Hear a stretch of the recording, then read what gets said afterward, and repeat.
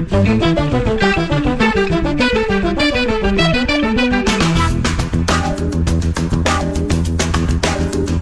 Fox is a jewel of a guest, and courtesy of Continental Diamond, a jewel of a jewelry store. Parker Fox joins us each and every Monday at 11 o'clock and select Wednesdays at 9. Continental Diamond also is picking up the tab for Parker's appearances on the Power Trip Morning Show. So the first two in the core four thank Continental Diamond in St. Louis Park, continentaldiamond.com. And Parker and his fiancee Taylor have gotten to know the Pessis family, Andy and Revital, quite well with Continental Diamond. In fact, you guys have post-Olympics with Taylor. I mean, they've done some really, really cool things for her and for your family and everything, just like a sports. They're huge sports fans down there. So you don't have to ask for like, hey, you just come in there in a situation like that and they'll present something to you and say, hey, what do you think? What do you think about that? But for those of us who don't play in the Olympics, they have pre-owned watches that they're quite proud of right now. In fact, 3 shelves worth, Rolexes, Breitlings. Use the 9 to noon hook. Use the Parker Fox hook. When you go to Continental Diamond, ask for Andy or Revy. Use that 9 to noon hook to save yourself some money. It is Continental Diamond, adjacent to the West End in St. Louis Park.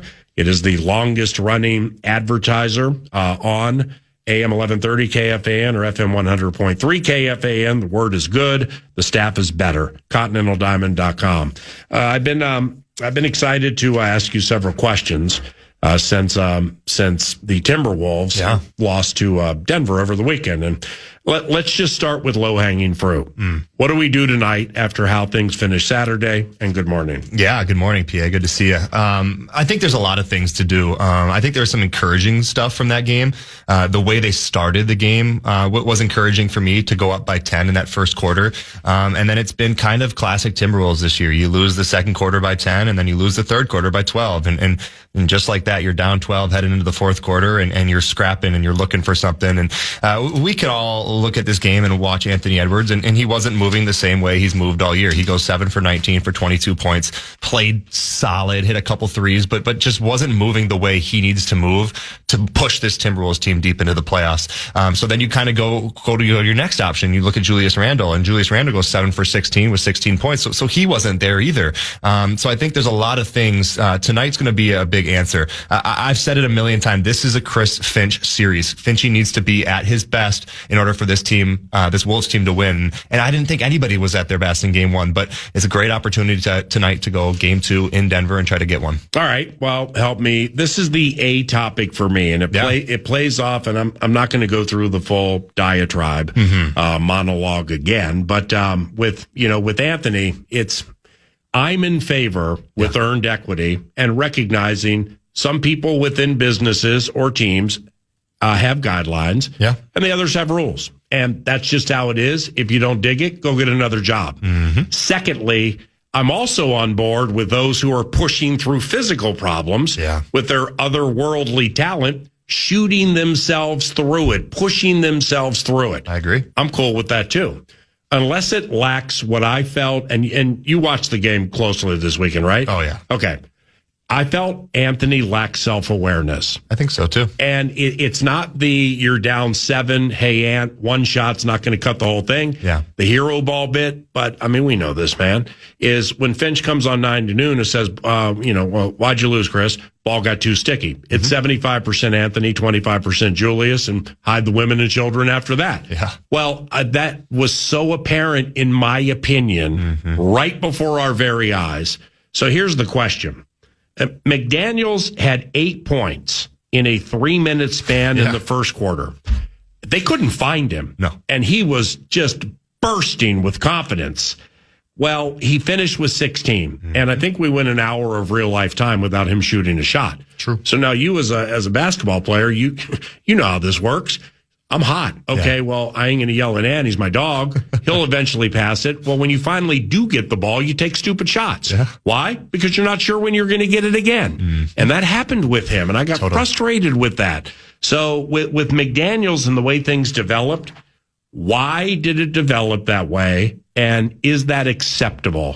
Not acceptable. It's a flow issue, right? It's a very basketball-esque type of thing. I've been in it a million times. I've seen guys in it a million times, kind of those third, fourth pieces of a team. They're always looking for flow. And I think this Wolves team knows, like, Jaden McDaniels is a guy that they want to insert early. Like, they want Jaden to start aggressive for several different reasons. One, you're guarding the best player in the other team, right? So you want to have yourself locked in mentally. When you're just playing defense, it can be difficult to keep yourself locked in on both sides of the floor. But Jaden did a really good job of starting out early, getting to the rim, hitting a shot, getting the mid-range, starting his energy off early, and that translates to the defensive end. If you're Anthony Edwards, there can't be that hour of real life time. Like, Ant knows about it. Ant talks about it all the time, how grateful he is to have Jaden on his team, how great of a player Jaden is.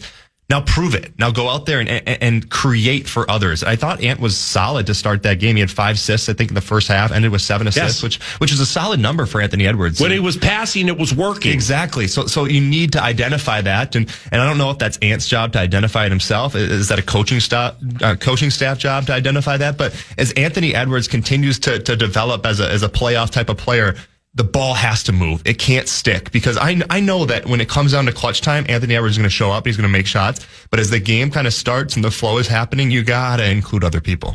That's Parker Fox at Parker Fox 24 via X. Thank you, Continental Diamond. Thank you, ContinentalDiamond.com. More on the world of hoops, and we'll mix in some Heinze hysteria with P. Fox around the corner. But first, The Fan and BigDeck.com want to give you a chance to win some bonus bucks with the National Cash Contest. Just go to KFAN.com, enter the keyword media. The keyword is media. You could win. Just enter that keyword now. Good luck, KFAN.com.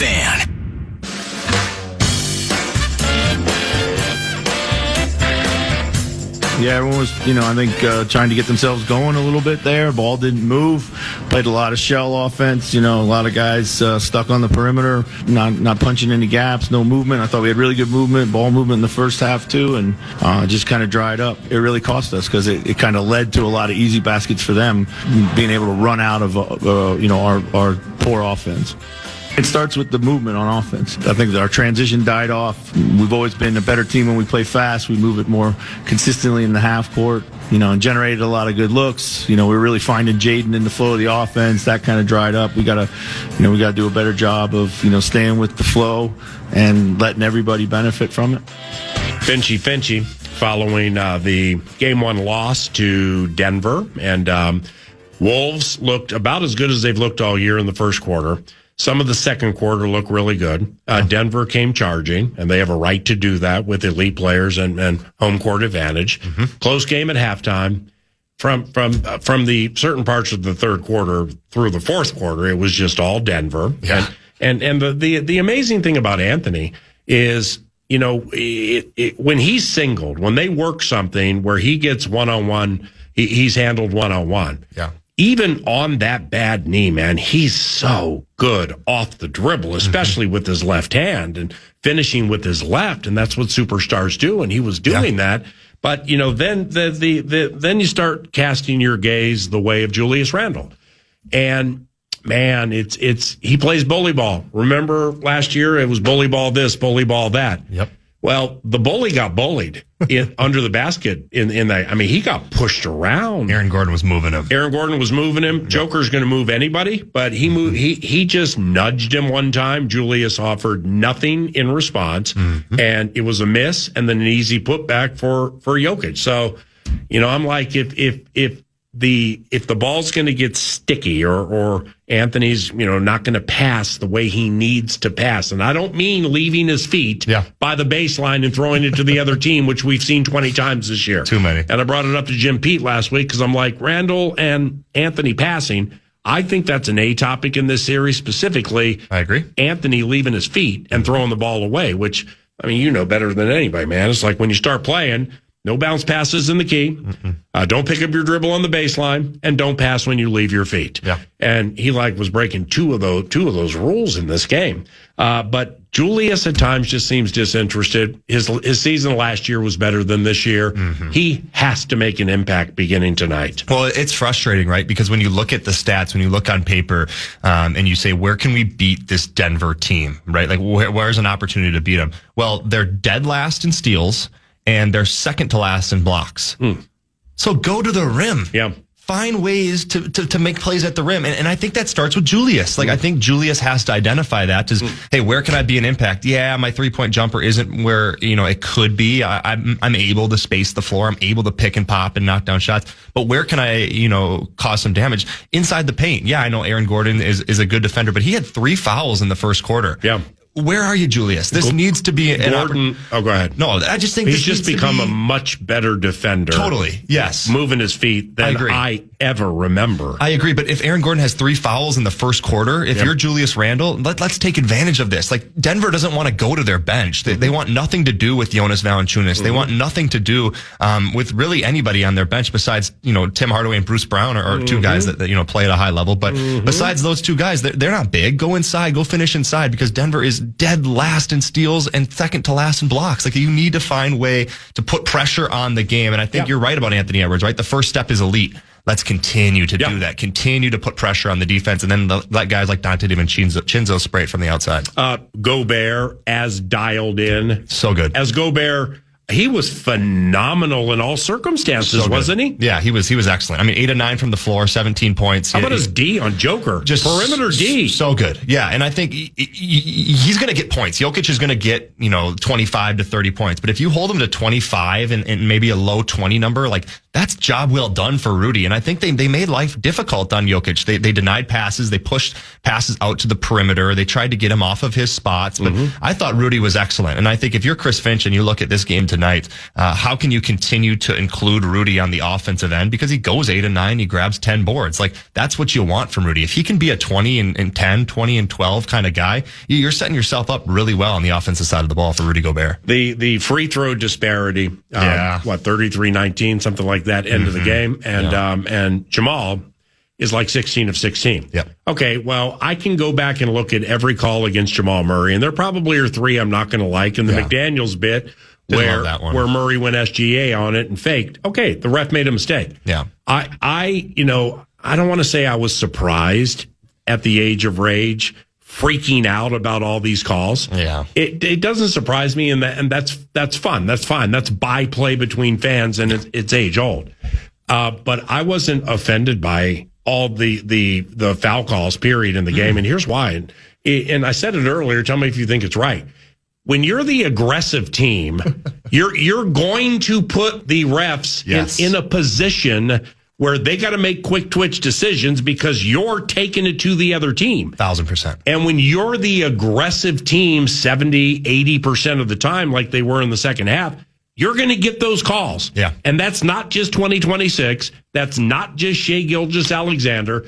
That goes back to Bob Cousy, Magic Johnson, Larry Bird, and Isaiah Thomas. Yes, and I think you're exactly right, PA. And frankly, I was a little disappointed in Chris Finch in the postgame presser kind of arguing about that. He said Jamal shoots 16 free throws. Well, Jamal was aggressive. Yeah. Like, Jamal Murray was putting pressure on the rim. He was getting guys into tough situation and foul trouble. There wasn't an instance in this game where I thought to myself, these refs are they're really screwing it for this Wolves team. Like, I feel like it was a well called game, and you're exactly right. If you are the aggressor, if you put pressure on the rim, you're going to put the refs in a position where they have to call fouls. And I think that's something where if you're Anthony Edwards and you're Julius Randle, 2 for 2 at the free throw line.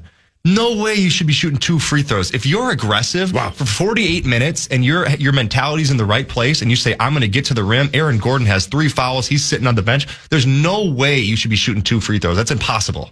Impossible. Parker Fox at Parker Fox 24 Mondays and select Wednesdays 9 to noon, courtesy of Continental Diamond in St. Louis Park, continentaldiamond.com. This can be strategy. But I think they do it anyway, and I'm talking about Bruce Brown. Yeah. And then Aaron Gordon too. Okay. So Gordon's defense is better than I've ever seen it. So like I heard a lot of things into the series, and I'm like, okay. As Court becomes enormous, leading to an historic offense because of Tim Hardaway Jr., which was garbage. Yeah. Even if he scores 30 tonight, the take's still garbage because it's not just that. Yeah. But like with Aaron Gordon and his 3-point shooting having improved. Mm-hmm. Yeah, from the corner. Okay, go ahead and let Aaron Gordon shoot a 3-pointer off the bounce. Yeah. Anywhere he wants to shoot it, save the corner. Yeah. And he's not even dribbling his way to the corner like think Kobe White in that play-in game where, I mean, that ain't Aaron Gordon. No. It's you got now all of a sudden a down pick by the box and there's Aaron wide open in the corner. Yeah, he hits him. Mm-hmm. He's gotten better at that. Gordon off the bounce, off the dribble, 3-pointer, top of the key or around the arc. Go ahead. You can take those all day, big boy. Secondly, I'd let Bruce Brown shoot anywhere he wants. Yeah. 15 feet and beyond. Kitty. Yeah. Shoot anywhere you want. So can you like as a coach, can you craft that and like say, hey, if this guy wants to shoot, back off a little bit? Yeah, I mean, obviously what Denver wants to do is they want to put the ball in Jokic's hands and they want to set these these kind of did you see the one where Christian Brown slipped to the hoop on this step-up screen? It was a slip screen, basically. Mm-hmm. So what that play is doing, they're running a guy like Christian Brown who shoots the ball well from three, and they're going to have him screen, so you're going to help up, and he just slips out of it, right? So, like, that's the first option. And now your mind's all confused, and you're saying, okay, now we got to help on because we can't give free layups up, and now Aaron Gordon frees up from the outside. And I mean, he goes 1 for 5 from 3, but I think you're exactly right. If you take Bruce Brown and Aaron Gordon, and you put them on the perimeter and you say you're going to beat us by shooting threes. There we go. It's not going to happen. Right. It's really not going to happen. Now, Tim Hardaway Jr., if you leave him open, he'll kill you. Yeah. But as 9 to noon predicted Friday, and got actually a little loud about it after a David Adelman quote that I saw from the media day on Wednesday, I'm like, I've watched him all of his career. He does one thing, hits wide open threes. No, not contested threes, wide open. Yeah. He ain't going to rebound it, pass it, steal it, block it, or get to the line, generally speaking. But in fairness, in FIDA, Fairness in Denver Nuggets Act, it all is better than 2 years ago. Oh, yeah. Murray's better. Gordon's better. Yeah. Joker plays differently, but he's still super hot. Yeah, the bit's better. I worry a little bit about Christian Brown tonight because he was kind of sleepwalking through that thing on Saturday, focused on defense. That's another one where he's their version of Dante DiVincenzo, where if you leave him open, he's going to score 20 to 30. Yep. So you got to deal with that tonight. Just don't, be so focused on so many things that you leave that guy open because that guy can shoot. But, I came into this weekend, man, and I still believe this. The Timberwolves have better players. 100%. Okay, I like their players, and that includes Ayo Dosunmu. I'm not going to go Dosunmu and whoever Spencer Jones is, and Bones, and this, and Brown, and we beat Dante. Yeah, we way better bench. It's now Anthony with the knee changes it a little bit, but I still believe we have better players up and down if they're utilized the right way. Off the right plays, and they share. Yeah.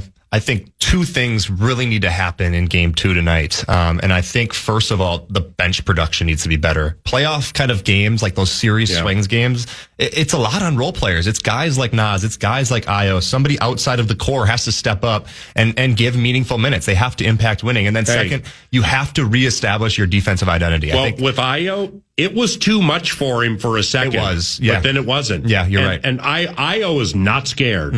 My man is not scared of the moment. He can handle pressure. And it was a treat watching him push through a 3-pointer that was a brick and he shouldn't have taken it. It was too far away.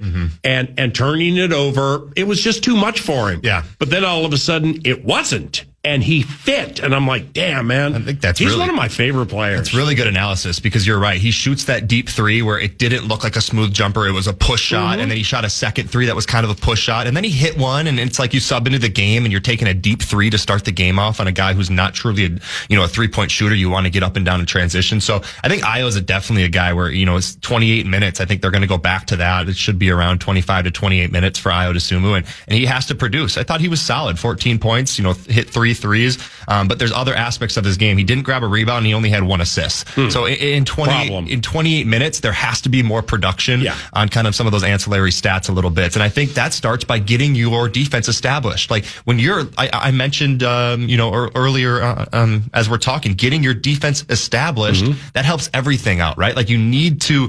This Wolves team, they're built on defense. Like they have the defensive player of the year, 4-time, and Rudy Gobert sitting in that paint. There needs to be more physicality. There needs to be better switching. There needs to be tighter rotations. Like it all just needs to be cleaned up if they want to have a chance to beat this Denver team because they are good enough to do so. Well, Denver, Dagnall, coach for OKC. Denver parlayed what OKC did with Julius last year and did it with Julius and Ayo, where it's basically like, we're going to leave you open from 3 because we don't believe you can, well, especially with Julius, we don't believe you have enough self-discipline to not take it. And they were right. Now, it wasn't as bad as the OKC series where they just sucked him into so many 3-pointers. But, props to Denver, man. Where it's like if Ayo and Julius are shooting a bevy of 3-pointers, we're in trouble. Yeah, because that's just their Ayo. It's people looked at the super special analytics of Ayo in Chicago and his threes, and I'm like, okay, that's cool, man, that percentage and everything. I've watched him play. He's not a 3-point shooter, and I don't care whether you agree with me or not. It's just not natural with him. He can do it, but it's not his natural bit. Same with Julius. Julius can do it. I agree. Julius is at his best, free throw line extended, down to the basket, drawing fouls. Exactly. And that's gone away the last 2 series. Yeah, and I think Julius is also at his best when he's creating for others, right? Like you and I have talked how many times about the point forward bit. Like he's not taking the ball up, but the ball's still in his hands. Like throughout an offensive, possession, the 24-second shot clock, like Julius is touching the rock. And there needs to be instances where Julius can find others. Like 7 for 16 for 16 points, 2 for 2 at the free throw line, not acceptable. Like there needs to be pressure at the rim. There needs to be movement on the backside, creating for others. I just think that the offensive game plan was there, but I don't know if this team followed it. Like I don't know if this Chris Finch goes into that post-game locker room, and I definitely know he cannot say we followed the game plan and we did exactly what we needed to do to win this game. That was not a factor in this Wolves game. So we'll see if game 2 tonight is. Man, I love talking basketball with you. Couple of quickies to close. Yeah. And this plays into, learning things about the Denver Nuggets. I can be told by Nuggets guy, Ryan Blackburn, whatever his name is, or other people about, well, you haven't watched Denver enough and this is different. Okay, cool. I want to see it on my own. I agree. Without being hard-headed, I just want to formulate my own opinion and not gravy train somebody else's. So secondly, off that, I'll just leave this like this. Cam Johnson, who knew? Yeah. Okay, I don't know if he's going to play like that every game. And no, I didn't watch him in Brooklyn. Cam Johnson, who knew? Yeah. He's good. He's a good player. Damn. I don't think he's Michael Porter Jr. good. I think he's a step down from Michael Porter Jr. just from a pure respecting how lethal he is from 3. Now, Cam Johnson can shoot it. He only goes 2 of 7 last game, but he's definitely that piece that... Bro, his defense is locked down on the perimeter. Yeah, exactly where I was going to get to. He's so good defensively, and I think that's something that when you're the coach of this Denver Nuggets team and you're looking at, hey, can I put Tim Hardaway in? Can I put Bruce Brown in? I can't take Cam Johnson out because of the level he defends at. And I think, Bruce is a good defender. Bruce is a great defender. Yeah. So I think this Denver team is so good defensively. And I think that's something where if you're the Wolves, you need to identify, like, we got to find ways to get transition buckets. We got to find ways to get on the offensive glass. Oh, you mean like the first quarter with Jaden when we were killing him? Exactly. Like that has to be the identity of a team that, if you let Denver set up in their half-court defense, it's going to be very difficult to score the ball. It straight up is. So you need to find ways to deny passes, get in passing lanes, hit the outlet pass. Like Rudy Gobert, every time he grabs a defensive rebound, there should be an outlet pass on the hash. And this is the things you learn in like 4th grade. Get somebody on the hash, and then let's get in transition. Because if it's rebound and then hand to Anthony, and then he just slowly dribbles off the court, like, defense is now set by Denver, and it's going to be really tough to score in the half court. Let me hit you with this to close on the Wolves. I have a church friend of mine named Lance. He coaches with the East Ridge varsity basketball team. He was the Rosemount head coach, I believe, last year. We talk basketball all the time. He's hitting me of late with this take, and I waited for you to come in to run it by you. Yeah. I think it's a long shot. In fact, maybe it's a no shot. But like one of the first things we shared after that game was, wow, I mean, we don't have a definable one. We don't have a definable point guard. Yeah, Mike Conley is, but he's not going to play 30 to 40 minutes. And, they really, really needed a floor general, a floor quarterback to get things settled down in that game against Denver. Would you agree? Oh, 100%. That's why Mike Conley was in the game. Yes, Mike and Conley, he played well. Yeah, he did. Okay, now, Coach Lance hit me with this. Jalen Suggs would be the perfect point guard for this team, and here's why. Because not only Saturday did we very much look like we needed a true point, but Jalen doesn't have to score. That's it. And he plays good perimeter defense. So I'm like, hey, I'm going to run that by P-Fox. Yeah. Well, here's the rub. Then I get into his contract. He's in the first year of a 5-year, $150 million deal with Orlando. So can we do it via trade? Yes, we can. Yes, they have Anthony Black, who can play a little point. Yeah. Jalen's having the best season of his career. He's hooping. And they quite likely are going to bounce Detroit in the first round. I mean, that Orlando team that beat us here and blew us out on the weekend. Yeah. When I came in Monday night to noon with Finchy, I'm like, wow. We don't watch Orlando a ton around here. When they got Banchero and Bain and Suggs and Franz Wagner and Wendell Carter, and they got their right guys going, they're one of the better teams in the East, as Detroit learned over the weekend. But Coach Lance, he makes a good point about Suggs. He's fast, tenacious, doesn't need to score on a team that has a bunch of guys who want to score. What do you think of that take? I love it. First of all, I've watched Jalen since he was in third grade. My brother and Jalen were in the same grade. So I watched my brother play Jalen Suggs for, 6 years of youth basketball. And then I watched Jalen come onto the scene and be an elite quarterback. He had an offer from everywhere in the country. He was an elite basketball player. Basically could pick if he wanted to play basketball or football at any school in the country. And you knew whatever school he was going to go to, he was going to go for a year, and then he'd be in the NBA. So one of those things where the kid is he's a stud athlete. And I think he's really found his role in the NBA, which I think is difficult, right? Like your first contract, you're kind of feeling your way out. How can I, provide, substance for a team? How can I impact winning? And you look at this Orlando Magic team, and he's the exact right piece for this team. Like they bring Anthony Black off the bench, who's more of like a skilled kind of like, go out and. Yeah, he wants to score. Exactly. And Jalen is he's a dog, man. He's just got the right man. He shot. Is he really? I guess I haven't watched him closely enough in the NBA. He is. Well, he's a guy like that's perfect for this team. It's exactly what this Wolves team could use. And now you brought up his contract, and ain't great. It's not probably going to happen with that contract. But nonetheless, he's the type of guy that you exactly want on this Wolves team. And I think that was amplified by game one against Denver, where we were really lacking a true point guard, and that would have definitely helped. Jalen Suggs would be a great piece, but what they're doing there in Orlando was the only lower seed to win in the first game. One game into the playoffs, we're already talking about summertime trades. Nothing but blowouts. Yeah, nothing but blowouts this weekend. Orlando pulled that road upset. Yeah, it was great. Houston without Kevin Durant. Yeah, surprised me. Is awful. So bad. And last time we chatted, man, I'm like, the minus 700 on Houston against the Lakers was ridiculous. Rockets are counterfeit, just like the Dallas Cowboys. Yeah. But it doesn't mean that they can't win a series in advance against a team without Luka and Austin Reeves. Yeah. And maybe they will. I don't think they will. But without KD, they couldn't even score 100 points, man.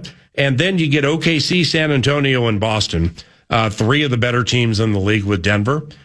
OKC, San Antonio, and Boston won their games by a combined 79 points.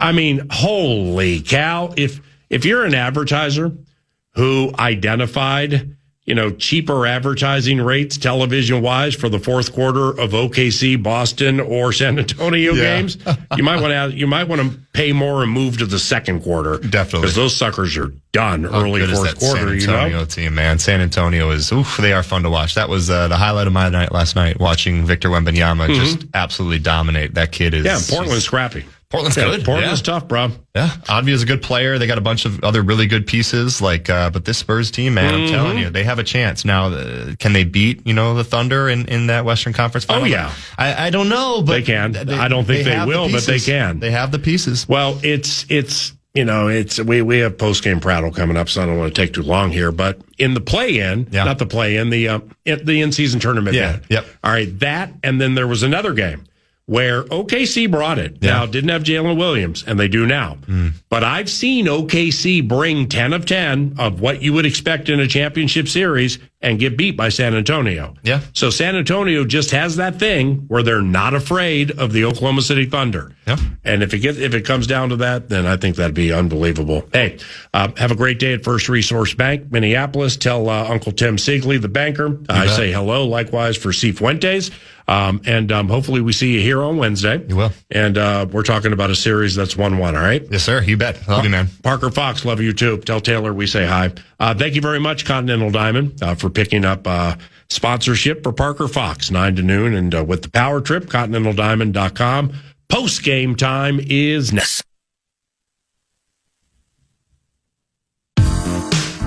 Great job today, man. That good times, bad times montage was awesome. Hearing from Finchy was great. And for those of you who missed any portion of 9 to noon, we have the podcast option at KFAN.com once 9 to noon is done. But we also have this little post-game prattle portion of the equation. Nordo by our side. You had Joe O'Donnell on during the first hour, and kind of the question was like this. Hey, was Dallas lifeless? Did we play so well, the Wild, that made them lifeless? What do you think, Joe? And that was the hardest part for me, transitioning from here to there. That's great stuff. Okay, cool production work. You just praised me on doing a good job. Let's try it again. I think it's a combo, to be honest, and I'm not trying to stay on the fence here, but the Wild played such a complete hockey game that they kind of smothered Dallas at times. The Stars got a little life when they made it 4-1, but I just feel like the Wild played such a complete 60 minutes, such an impressive performance. Dallas didn't appear like they were ready for that intensity, that level of energy that the Wild had. Could have been Minnesota's resting star players. Guys felt good. Just seemed Dallas a little slow out of the gate. So I'd expect a little bit of a different situation tonight, but if the Wild bring that game again, I like their chance. More from Joe O'Donnell, analyzing specifically Dallas's blue line. And what do we think here? Are they mediocre to bad? What's Heiskanen looking like? How healthy is he as he plays? What do you think, Joe? Heiskanen is probably going to get better as the series goes on. That's what the Stars are banking on anyway, right? Because he was hurt in the Wild Stars regular season finale, April the 9th, didn't play again until game 1. He played his normal 23, 24 minutes, had 4 shots, had an assist. So, he's that good, where 85% of Miro Heiskanen is better than most defensemen on the planet. However, their 5-6 pairing of Tyler Myers and Leon Bischel, Niels Lundqvist is very unproven in the Stanley Cup playoffs. Thomas Harley's a stud. Esa Lindell's a stud. So I'd say their top 3 are maybe as good as anybody in the league, but their bottom 3 to me aren't. Right. And I think it's something the Wild are going to focus on. Hence the reason the forecheck for Minnesota in the series is so crucial. It played a huge role in game 1. Dallas looked uneasy with the puck. Talking with Ryan Carter yesterday, he thought that, the Wild's second forechecker was right on the spot. First guy's in physical, second guy's right there where he's supposed to be. Dallas wants to flip pucks. They want to get in the foot races. They want to, transition quickly, and the Wild just made them too uncomfortable to do that in game 1. That was Joe O'Donnell, and he's got me so pumped for this game. 8:15 pregame tonight and 8:30-ish puck drop right here on your home for Wild Hockey, The Fan. The Wolves are going to start roughly an hour later. You're going to be able to catch Alan Horton and Jim Pete on the call via Twin Cities News Talk. Again, this is where the free iHeartRadio app comes in handy, and covering all of that today. One thing I would also say as part of the postgame, loved your Covenant catch-up with Adam Thielen. That was for most of the 10 a.m. hour. And there's memories shared and talking about touchdowns and just kind of what he's doing now, recently retired, is Thielen. But if you want to podcast one thing, man, go back and listen to a 4-minute stretch of him explaining his connection with Rodgers and having to freaking go to school and kind of explaining the mindset behind it, the offense that you work your butt off to understand. Oh, wait, but then Rodgers has everything moving differently. That played into maybe some players that he had join him in certain stops along the way. The New York Jets, of course, and the Pittsburgh Steelers most recently. But the conversation with Thielen was a fun Kevin and catch-up, and just all part of a busy and a festive 9 to noon this morning. Very much looking forward to the games tonight. It's postseason time. It's playoff time, and it is this season's version of the most wonderful time of the year. Specifically this week, where you have a couple of your core four, where you have the Minnesota Wild and the Minnesota Timberwolves in the postseason, which is not promised to anybody when the schedules come out, but they've earned their way to be there. And it's unique analysis that I think specifically with basketball, that's what I really enjoy about this time of the year, is the unique nature of the analysis, because trends that take place in certain games in February and March, well, you may be able to look at things and say, when Jaden McDaniels is put in this position 64% of the time, this happens 72% of the time. Or when the Minnesota Wild do what they did Saturday against Dallas, when you win 61% of your puck battles, which they did, and that is an absurdly high number. It's born of effort, it's born of tenacity, it's born of fortitude, and it's born of wanting something more than the other and taking it. Okay, well, it's different, even though hockey has more of a 0 to 100, closer to 100 during the regular season than the NBA does. But in the postseason, for the most part, all teams go that 100 out of 100.